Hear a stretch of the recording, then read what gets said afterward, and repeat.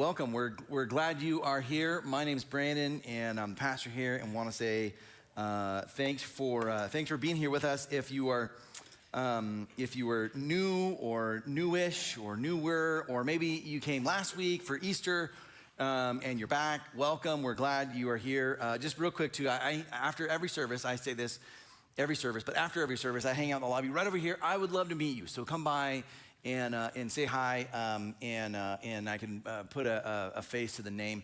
It was this last week was Easter, obviously, and it was Easter week, and it's busy, and I'm sure you guys have, you have family plans, you do your thing, whatever that is, and we all have different stuff, but it's all kind of similar-ish. And as you can imagine, for church, Easter is a big deal. It's a big week. It's a big weekend, really. We had a big weekend, and we had a Good Friday service, and then Saturday service, and then Saturday egg hunt, and then Sunday services, another egg hunt, and it was, all right, we've got a few thousand people walking on this campus this weekend, and it can feel like after Easter, at least certainly for church staff and churches, it can feel when it's over where you just have a big exhale, sigh of relief. You just kind of, nobody died. We did it. Good job, guys, right? Everyone is alive who stepped foot on our campus, and at least this year. And it can feel like, oh, we have all of this stuff, and we're preparing and prepping and planning for this thing and this event and eggs and services and worship and all of this. And there's a lot of prep that goes in, a lot of just kind of the stuff that nobody sees, of course, behind the scenes.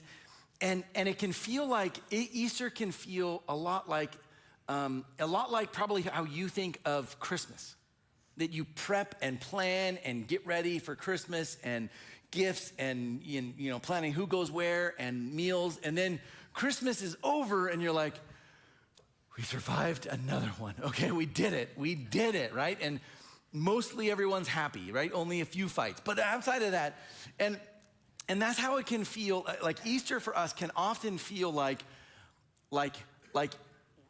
we finished the job, like we reached the goal, we reached the destination, we're done. But Easter is not that at all.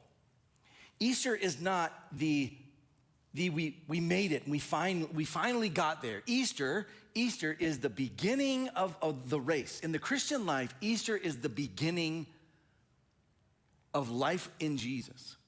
So what often can feel like, oh, we've made it. Oh, it's done. Finally, we have achieved it. Okay, great. Now we can go back to Easter. Easter, we see like the resurrection, what Easter is the culmination of Jesus' life, death, and then his resurrection is the proof that he is who he says he is. It's the thing that gives power to the faith, and it's the thing that begins the church. Jesus says, all right, now it's time to get started.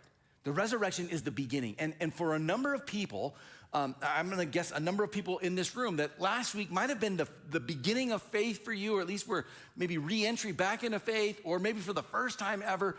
And it can feel like, wow, that was like the first, when you decide to follow Jesus, it can feel like an entire lifetime of getting to this point.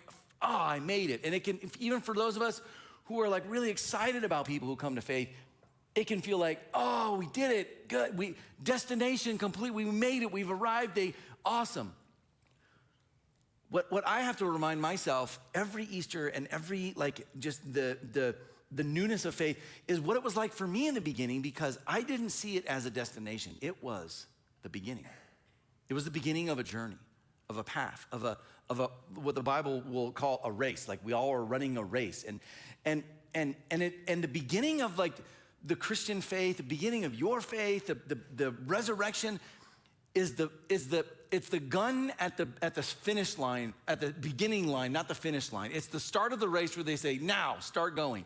That's Easter. And so now we go, all right, so now what? Easter starts the race, but now what? What even for our lives, like what do I think about for my life? So we're starting a new series, and we're talking about something that is it is the universal human experience. One of the most surprising things about human beings, about being a human, about being a person, is that this is true for you and I, for all of us, that we thought that when we achieve what we thought would fill us and would satisfy us, it turns out it lets us down. We are like, this is the human experience. The things that you thought would bring you fulfillment and meaning and happiness in life, ultimately, man, it's just not enough. It feels like I'm chasing something, but then when I get it, was it worth it? Was this thing what I thought it was? One writer, I'm gonna quote a number of people who aren't Christians this morning. One writer who's not a Christian, probably more maybe agnostic than anything. David Foster Wallace, he once said this famously: everyone worships something, but whatever you worship other than God, he uses God with a little g, will eventually eat you alive. That anything other than, and what he would say is your own version of what you think God is, all right, anything else is gonna eat you alive. You and I, we feel sometimes a deep yearning, but yet even a vague sadness or unfulfillment, even in our happiest moments. And it's an odd feeling because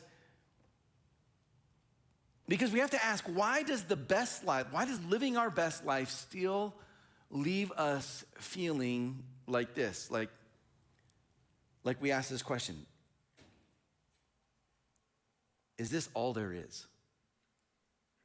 Even in our best moments, even in the times of your life where you would say, man, I wish I could live this on repeat over and over, you still get to a point where you say, yeah, but is this it though?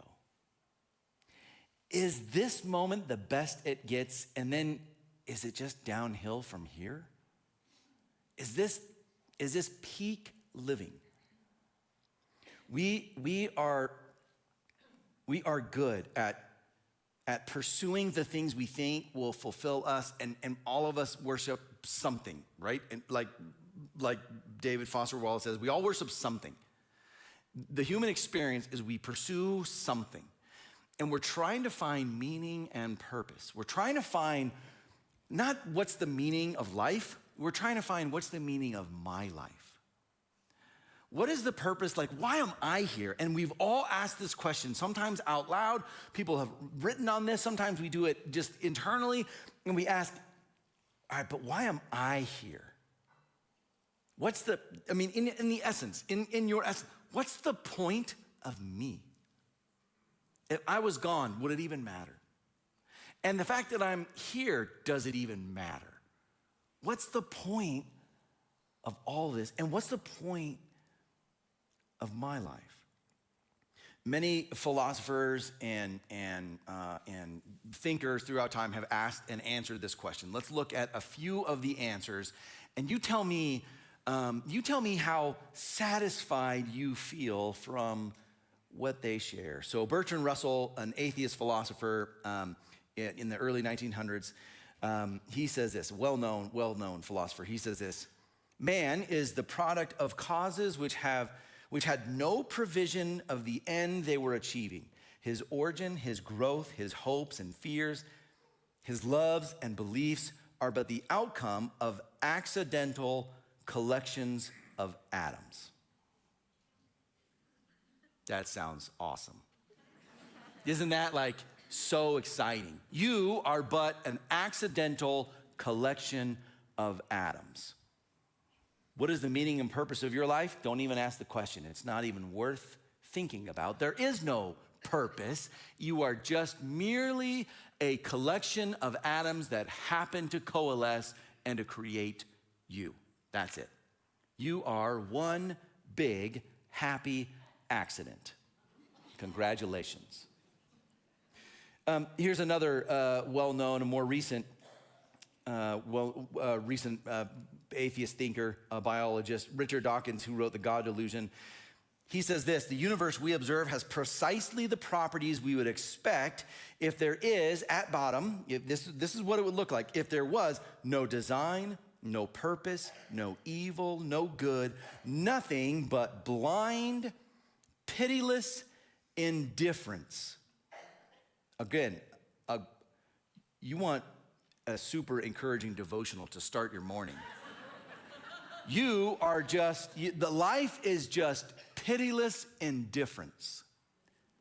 This is the conclusion of some of the great thinkers, the great minds of our time, because they can't reconcile meaning and purpose with our existence apart from God, apart from some sort of outside source. So if there is no God or outside source, then in essence, we are just a collection of atoms of pitiless indifference.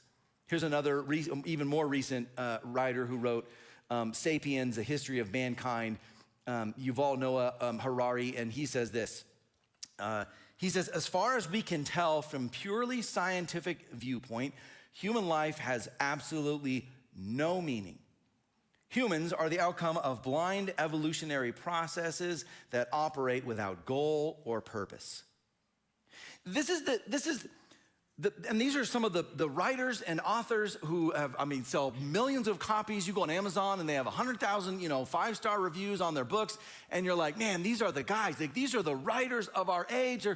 These are the thinkers. And they say there is no such thing as meaning and purpose. We are but merely accidents. And you say, that doesn't line up with my life, though. I read that. I hear you say that. But my experience is very different.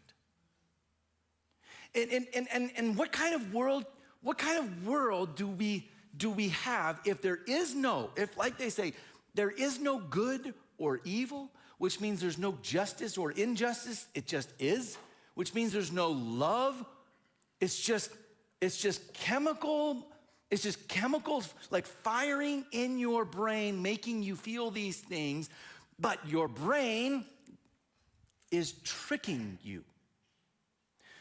These things aren't real. There is no actual meaning or purpose. It's an illusion.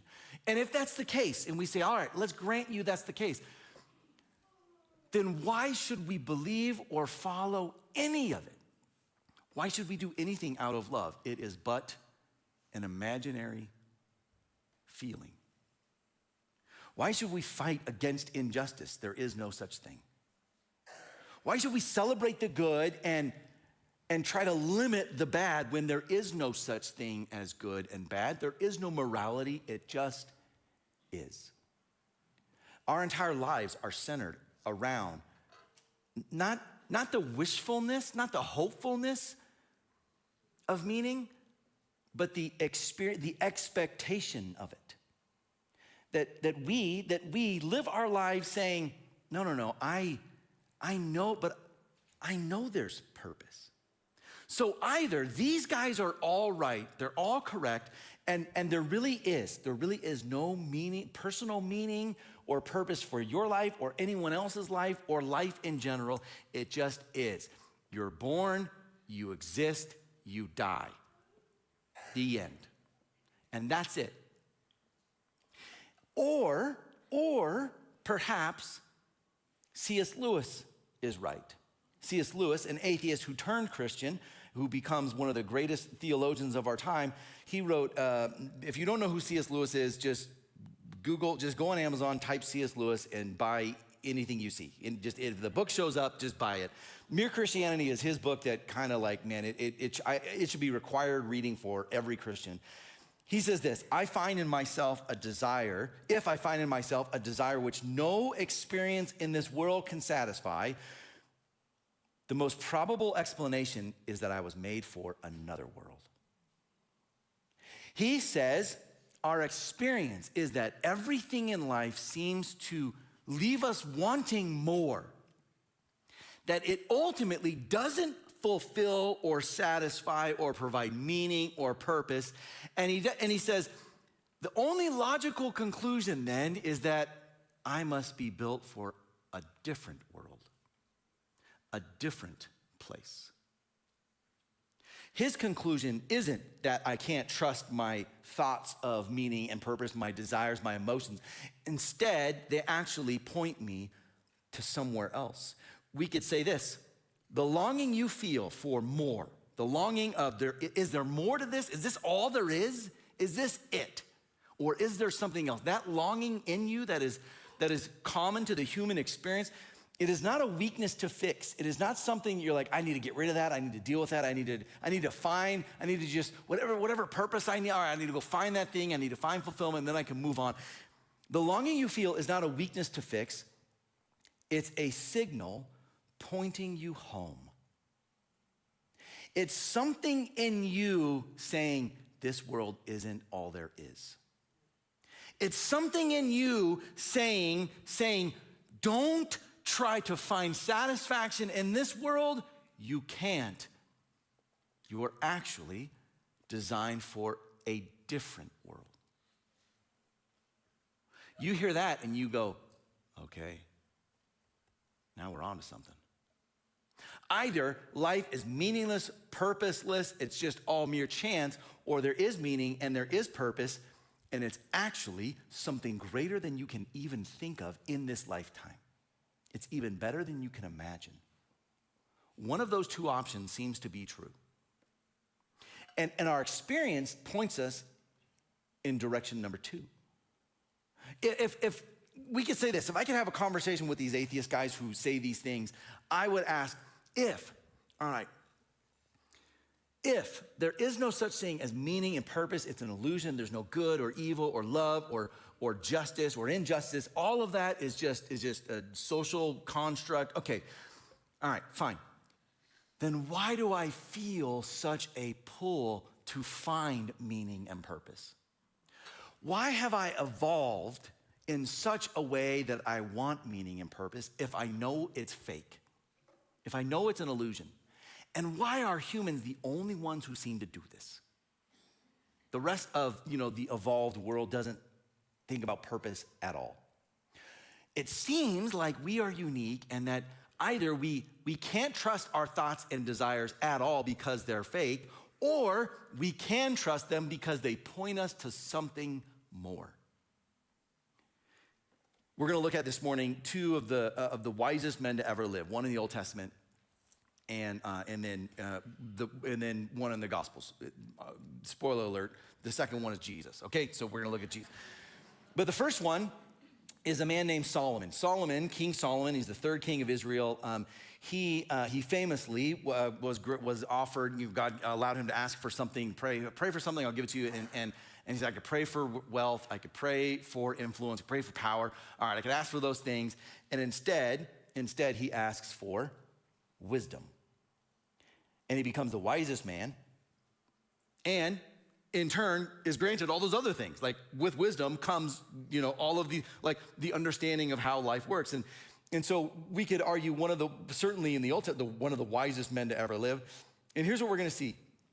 Based on what he says, you and I were created with a longing for something more.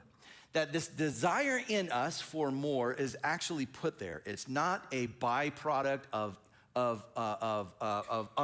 indifference, of chance, or a happy accident of a collection of atoms. It's not that. But rather, it was intentionally placed there. So Solomon, he says, he writes Ecclesiastes, one of the more famous books of the Bible that he writes, and he writes a bunch of just things about life. He writes Proverbs as well, which is just a collection of kind of like almost one-liner, little tidbits of wisdom. So he writes a bunch. And he writes Ecclesiastes, and he writes chapter 3, and it was a well-known chapter, but then it becomes super well-known because a band makes a song about it, the Byrds, for every season, right? And they're like, turn, turn, turn. Okay. He didn't write that part. They added that. That was a really nice touch that they added. But he goes through, but he says in this chapter, he says, there is a time or season for everything. And he says there is a time to live, and this is the human experience, and a time to die. There's a time to love, and there's a time to hate. There's a time to weep, and there's a time to laugh. There's a time for war, and there's a time for peace. And in all of life, there's a time for everything. And he goes through this list, one after the other, after the other, after the other. And it's a bunch of, and he just lists them all out. There's a time for this, and a time for this, and a time for this. And they're all opposites, and yet he says there's a time for both of them. These opposing like perspectives or experiences. There's a time for that. There's a time for that. There's a time for that. And after 9 verses or so of talking about this, he writes this in verse 10, and he adds an element here that gives us insight into our experience. He says in verse 10, I have seen the burden God has laid on the human race, that he has put something on us. I've seen it. I understand what God has put on all of us. He has made everything beautiful in its time, that we go through seasons. Great, we know this. And then he says this, he has also set eternity in the human heart. He tells us, he gives us the answer to this. Why do we have this longing for more? And he says, God put it there. That he put in our hearts this desire for and longing for eternity is intentionally placed in you. So when you experience life and you go through and you say, that didn't fulfill, I tried this, man, there's something wrong with me. No, there's not something wrong with you. You're looking in the wrong place. You are living out what your core essence has been instructed to live out. And that's this, there's something more. I know it, I feel it, and either I'm being lied to by everything and everyone and my own feelings and my thoughts and life itself, or there really is something more. Solomon, after he lives his life, and he lives more in his life than probably all of ours combined. I think he had more wives than all of us combined. And he tells us, God has set eternity in our heart. You are created with a longing for something more, knowing that there's more to it than this. It's why even like across cultures, across time divides, like doesn't matter that you just look in history and a culture that is uncontacted from another culture that they all have some form of understanding or pursuit of afterlife, because everyone has in them this thinking of there's something more to this than just this. There is. And it's not because someone told me that. It was as a culture, like everyone comes up with this on their own. It's like they're finding it from within. This idea that the way you find fulfillment is to pursue your own truth is kind of true. Not that you pursue your own truth like whatever you make it, but rather that it comes from, meaning and purpose comes from within. You're right, actually. Because you have this desire that does come from within. The problem is the answer doesn't come from within. The desire for your meaning and purpose is built into you. But it turns out the answer is not built into you. The solution to that is not found within. And that's where we make our mistakes. That's where we fall short. We make our mistakes. You and I, we're created with a longing for something more. And here's what we see. We search for more in all the wrong places. We try to fulfill this, there's something more, fulfillment, purpose, happiness, joy, success, whatever it is, we try to fill it with all the other things in life. So what happens is you and I and just people in general try to scratch this itch with anything and everything in life possible. Now let's look at what we could argue is the wisest man to ever live, Jesus himself. He says in John chapter 10, let's look at what Jesus tells us. In verse 7, he says, therefore Jesus said again, very truly I tell you, I am the gate for the sheep. All who have come before me are thieves and robbers, but the sheep have not listened to them. The people who really know God, who know his voice, who understand, they don't listen to the thieves and the robbers. And then he says, I am the gate. Whoever enters through me will be saved. They will come in and go out and find pasture. The thief comes only to steal and kill and destroy. And then he says this, I have come that they may have life and have it to the full. Jesus calls himself the gate. He says, I am the way. Like I am the thing by which you must enter into this. And here's what you enter into. According to Jesus, you enter into life and life to the full. And the Greek word here for life to the full is perissos. And it doesn't mean like, oh, you're like, hey, you have full life. It means abundant and overflowing. It means extraordinary in amount. It's not like, oh, I am full and satisfied. It's life to the full means life more than you can imagine. In abundance more than you could dream of or think of. So Jesus says, I'm the gate. And listen, anyone, if you know my voice, you know me. But don't listen to the thieves and robbers. They come to steal, kill, and destroy. But listen, if you come through me, I can give you life. That scratch you have to find out more, that's built into you, this desire, this longing for what else is there, he says, I have it. I have that. And I can give it to you, and you can have it to the full. You can have it abundantly. The contrast is the thief who promises only emptiness and destruction. And culture will tell you this. Culture will tell you, go the way of the thief. Here's what it says, and it sounds so good, you guys, it sounds so good. And I don't even blame people who get caught up in it because, including ourselves, because it is so appealing. Culture says this, more freedom will fulfill you, so just pursue freedom. You feel trapped in a marriage relationship that is just, man, it's just terrible. Just go pursue your freedom. You'll be happy. You feel stuck at your job. Quit. Go do that. Go do what. Listen. You go live your. Go be you. You be you. Culture says more experiences will satisfy you. All right. The problem in your life, you don't feel happy or fulfilled. You haven't done enough things. You haven't lived life enough. Go do more things. Go experiment. Go have fun. Just extend your college days to the rest of your life. Just go do whatever you want. Go live your life.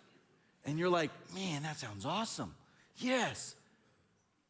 You don't know that that's fool's gold, it's speaking you literally off of a cliff. It's telling you, here's how you can ruin your life really easily, is go pursue fulfillment at all costs. Culture says more achievements will complete you. Just work harder. Just work harder. Just get more trophies. Get more promotions. Make more money. Buy more things. Get a better life. And you will be satisfied. And here's the problem. I haven't lived all those things. I haven't done everything there is to do. But I know a lie when I hear one. And I do know people who have done and tried all of these things. And there's something that happens to all of us. When you get to that point, when you achieve the goal, when you reach the destination, when you experiment and try everything, when you get the accomplishments, when you do the experiments, here's what happens. Ready? That too didn't fulfill me. It turns out, man, I think I was climbing the wrong ladder. And instead of recognizing that all of the ladders are broken, you say, let me find another one. I tried the success thing, that didn't work. All right. I tried the achievement thing, that didn't work. I just haven't experienced, I haven't done enough. Okay, I'm gonna go try that one. We search for more in all the wrong places, all of them. We think more money, more freedom, more applause will satisfy. And yet that longing is still there. And here's how we know that is there. Because at the end of your life, no matter what you've done, no matter how much success you've had, you will still have regret, knowing, I'm still not truly satisfied. I wish I had. I wonder what life would have been like if I'm still not there. I wish I had done things differently. You and I, we have this internal longing for more. What's next? There has to be something more. It can't be, this is all there is. Because what is that thing in me that still isn't satisfied? Here's what we see. The problem isn't that we desire too much. The problem isn't that I want all of these things. The problem isn't that you want more. That's built into you. Eternity is built into you. You were created with a desire for more in you. So the problem isn't that you want too many things. You ready for this? All right. You're sitting down, it looks like. Good. The problem is that you don't want enough.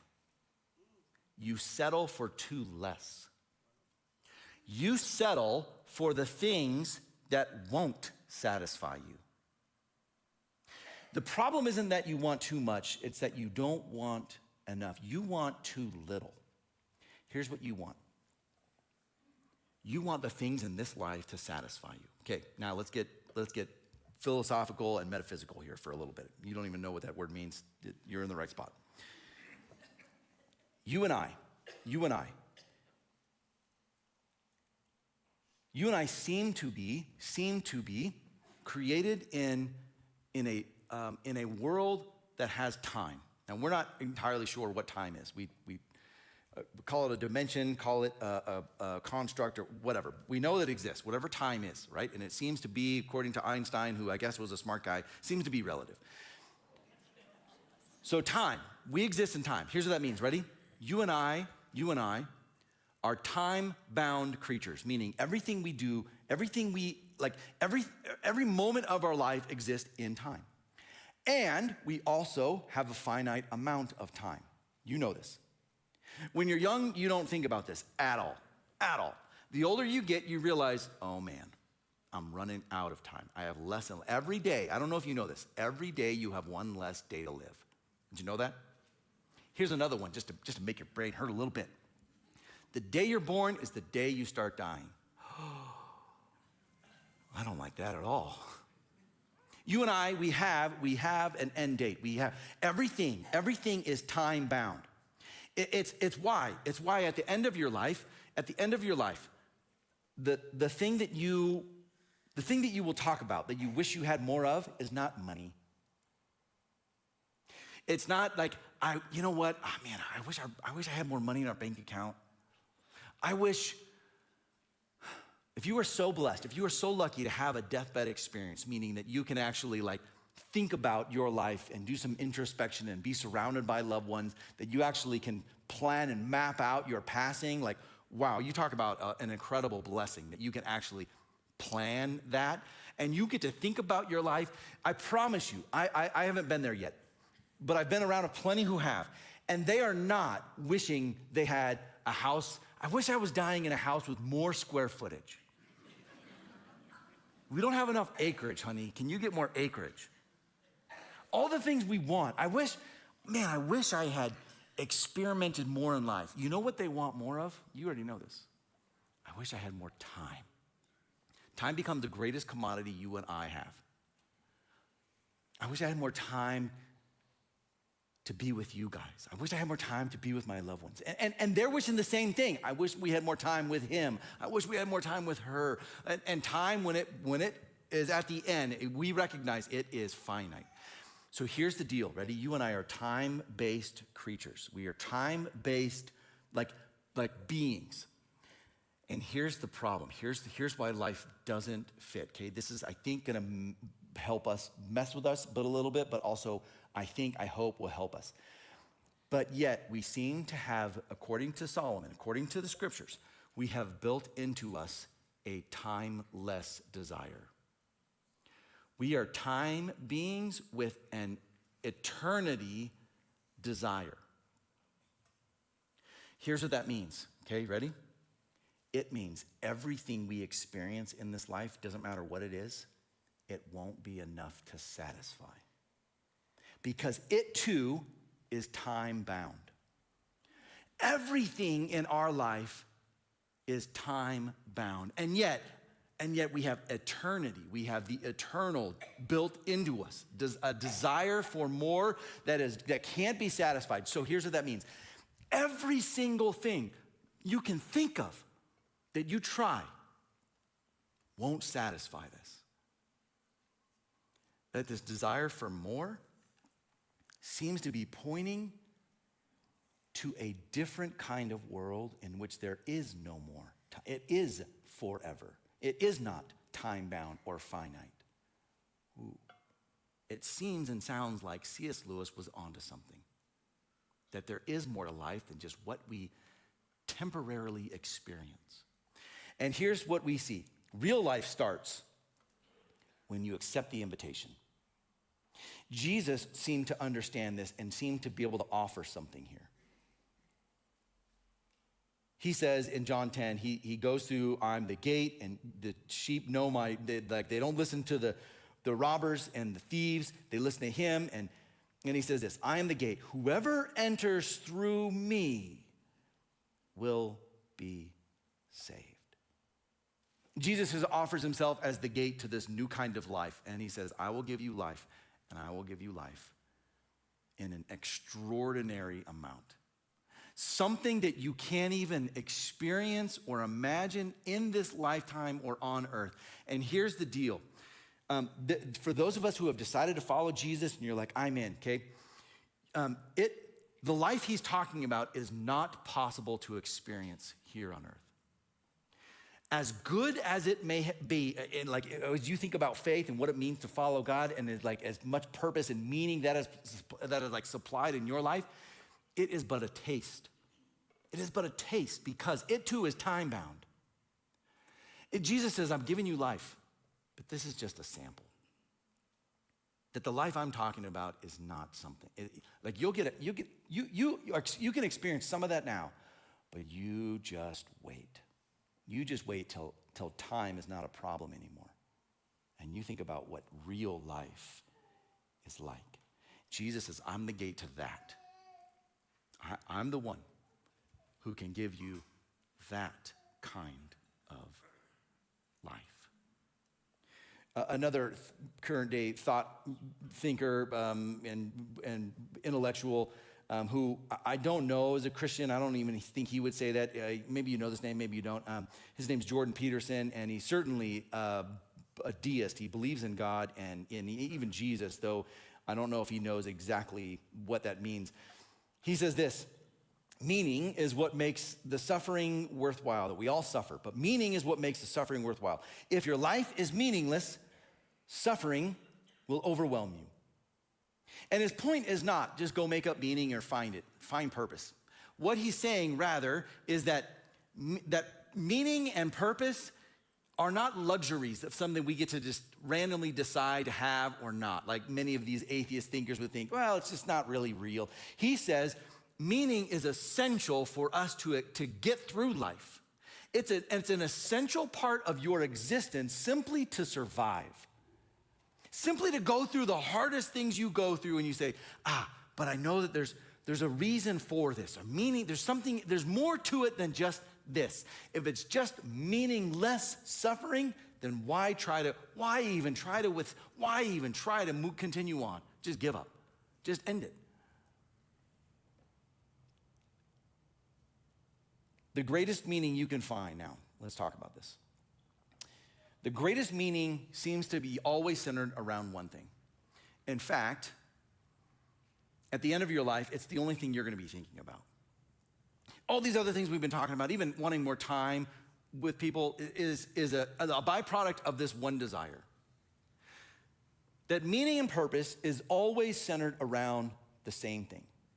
That this is the single greatest thing that can provide you this fulfillment in your life where you say, my life means something because of this thing. My life was important because of this one thing. I mattered because of this one thing.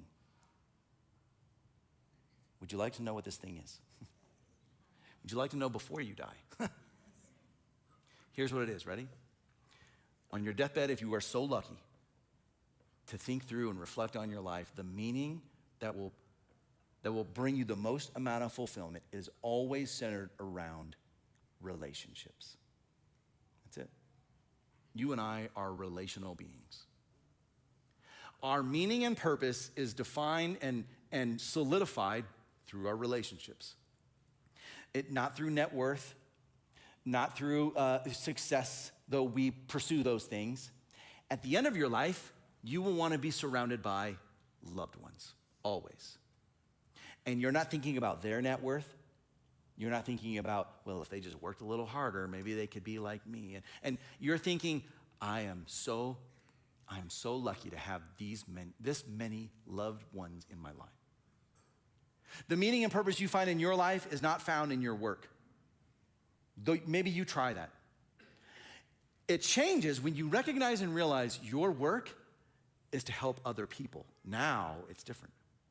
When your meaning is defined by in relationship terms, not in like success or like money or achievements, instead it's how many people have you helped? All of a sudden it changes. This is why many professions will say they are the most fulfilled even though they might be the least paid. Teachers are one of those where you're like, listen, we have a lot of teachers and we love you. You're great job. You are not the highest paid people like of all the careers. And yet, I will venture to guess many of us would like to trade spots with you. Because you get to invest in other people. You get to see lives changed because of you.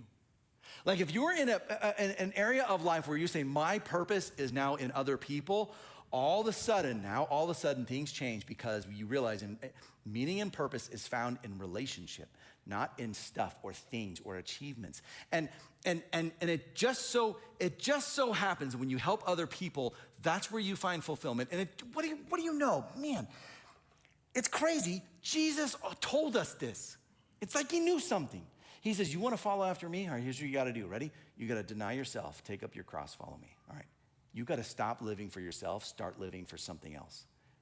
And the people who do that find meaning and purpose. So if meaning and purpose are centered around relationship, then it would make sense also that the greatest meaning and the greatest purpose you can ever find is centered around one relationship. Because this one relationship is not time bound. That the relationship with God himself is the one relationship that is limitless in the fact that your experience of him and with him has no end. I mean, it's limited here while on earth, but eventually, like he promised, again, if Jesus is right and all of this is true and there really is an afterlife and people get to go there and be with God, then that relationship now is the one that can provide the most amount of meaning and purpose. The longing you feel is not a weakness to fix. It's a signal pointing you home that there is something bigger and greater outside of you and your experience. So as we talk about this series and we move into like meaning and purpose, this today stands as like a foundation, like a launch point where we say, all right, meaning and purpose, it doesn't seem to be just a collection. We don't seem to be just a chance collection of atoms where it's just pitiless indifference. If there is meaning and purpose, real meaning and purpose, then man, it has to be, man, there's this longing inside of me for something more. And I don't know if I'm gonna find that through anything here on earth. And yet Jesus seems to offer a way to point to this experience and that C.S. Lewis talks about, that if I can't find it here on earth, then maybe that means I'm not built for this earth, that there is another world. The ache that we have for for more and meaning and this yearn for purpose, it is the evidence. It's the signpost that you are not living where you were created to live. That this is just but temporary to get us there. And so for our lives then, it means this. How do I live in such a way in which I can get but a taste of this abundant life now and experience it fully in the future? And the answer, according to Jesus, is him. He's the gate. And anyone else, he says, is a thief and a robber. They're lying and they want to deceive you. The answer to meaning and purpose, to true meaning and purpose, you can look in all these other places, it seems to be found only in the one who can offer life in an extraordinary amount. Simply put, this ache you have is not wrong. This desire for more is not a lie or misleading. You have to listen to it, and you have to let it lead you home to the one who can truly satisfy your soul. Would you stand with me, and we're going to worship the Lord here together. And let me pray for us.